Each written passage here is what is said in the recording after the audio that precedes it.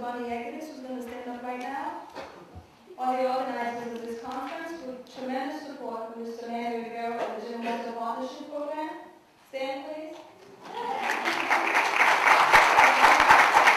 Mr. Jim Rod, one of our own MSWs from USF. From the Haitian Association Foundation. She's not here, she was very sick. And community leader, Mr. Jordan Piplet. If I forget to acknowledge anyone, my brains will kick in towards the end of the evening and I will try to remember. Okay, I just want to welcome you and to introduce to you our Vice Provost, Dr. Kofi Glover, who is going to make some welcoming remarks to you. He will be followed by Dr. Bonnie Yekitis, Director of Social Work. Please welcome Dr. Kofi Glover.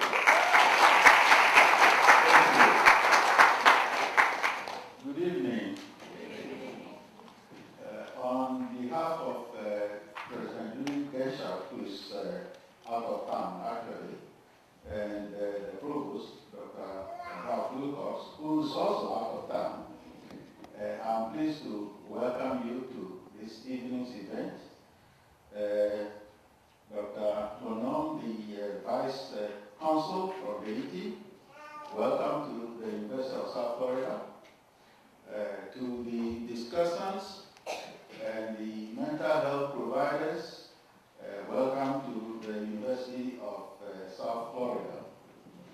I think it's particularly important to have this conference about the mental health of issues of Haitians, not only in Florida, perhaps, you know, the one thing about academics is that when we have conferences, they may be in one point, but the effects go outside of where the conference is held. You know, I come from southeastern Ghana. The Ewe and the Haitians are the same people. The Haitians come out of mostly the Fon. The Fon, Yewe, Mina are the very same people. So your culture is my culture. My culture is your culture. And one thing that has been lost since the introduction of science is that when we treat people, we forget about the cultural aspect of treating people. You see, in Africa, we believe that there are two types of diseases. The common ordinary diseases and what we call spiritual diseases. The spiritual disease cannot be treated with medicine alone. A spiritual disease involves the mind of the individual, and therefore treatment must include the mind. It involves, well, here you see, I think you call it psychology, okay? But this is something Africans have known for a long time before psychology became a subject of study. That the mind is very important in treating an individual.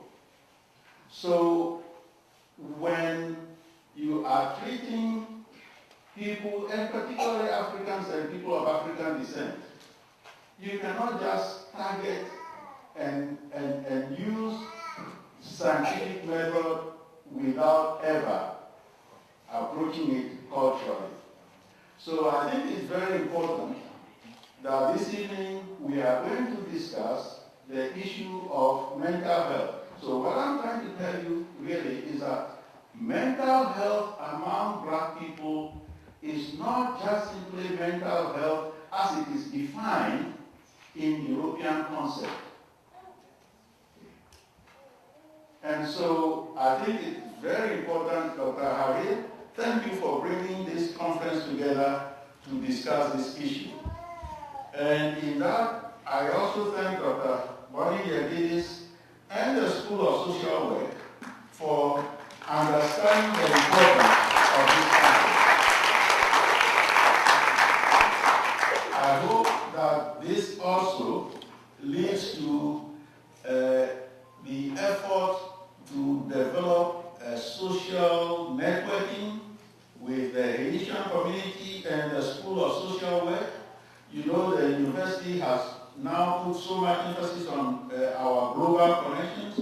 So I hope this is not just a conference today and it ends today, but the School of Social Work will use this opportunity to actually become much more involved in the Haitian community in the Tampa Bay area.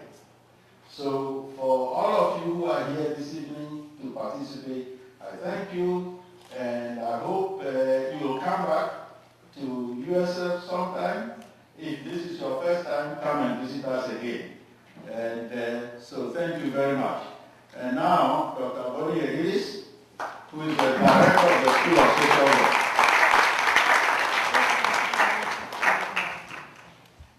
Well, I'm beginning to think we should have had Dr. Glover on one of our panels tonight. That was a wonderful presentation, Dr. Glover. Thank you so much. Good evening, everyone. On behalf of the School of Social Work and our community and campus partners, I welcome you to this forum on Haitian mental health issues that has been organized by Dr. Regil of our faculty and our enthusiastic committee of campus and community leaders.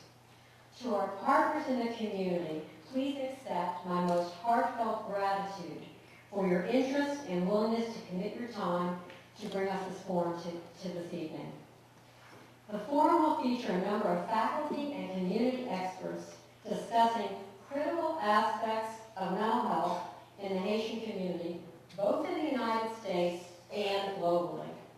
It is an opportunity for all of us to learn about the needs of this underserved population and the policies and programs that affect diverse communities locally and globally. The University of South Florida and the School of Social Work are strongly committed to serving, strengthening, and learning from the experiences of communities internationally. Thus, this program is a good fit with the university's goals. I have the distinct honor this evening to welcome the Vice Consul of the Haitian Consulate in Orlando, Dr. Bonhomme.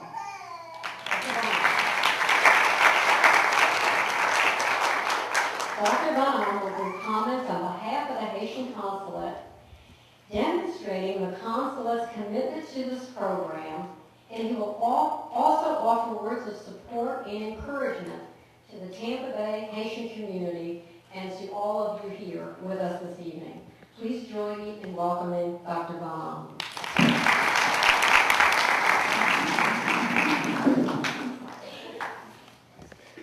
Honnête. Bonsoir. Good evening. Please, Manny, would you stand up?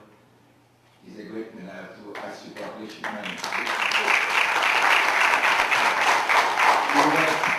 We went to Orlando in our office to ask myself, Mr. Laurent Prosper, to come and support what you are doing here.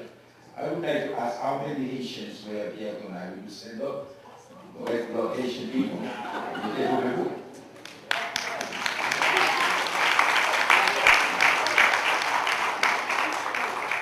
Pour le pays, pour les ancêtres.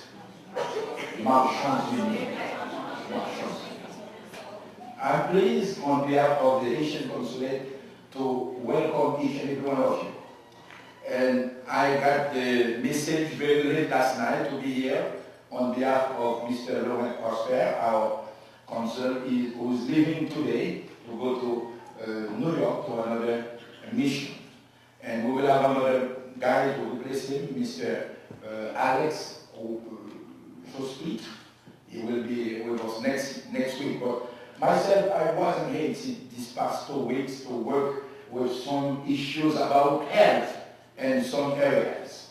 As you know, one of our speakers already said mental health issues is all over the world, not only among the Haitian people, but as you know, maybe most of us, we as Haitians, we know this is a big taboo among us. We don't talk about it. Anytime somebody has that mental problem, we say, "Lifu." Can you say "Lifu"? It's crazy. They use that word. And we don't know too much about it. And thank God with the development of science, doctors, and we can have that opportunity to learn more and more how to treat our brothers and sisters when that happens to them. And you know, many causes can cause that disease. That's a disease, and we have to treat it. And my good brother from Ghana just said, we have to deal with that issues in a cultural way. We have to go to the culture, to the roots, to understand how to treat other people. But I have to praise the USF to put together this type of program to bring us and the unity to learn more and more how we can get involved to bring other people to get better in their daily life. On behalf of the Haitian government, on myself also, I thank you, Dr. Rahil, to put us in the unity. That's why we have the word union faire force. But we are working instead of union faire force, so united we stand together. May God bless you and keep you. And this is the only thing I have to share with you. Stay safe and continue to learn more and more. Dr. Rahil now,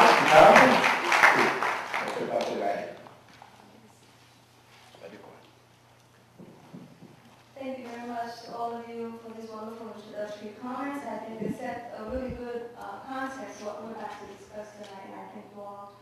I'm going to begin by doing a very brief presentation on what we know about mental health among Haitians, at least in the English language literature.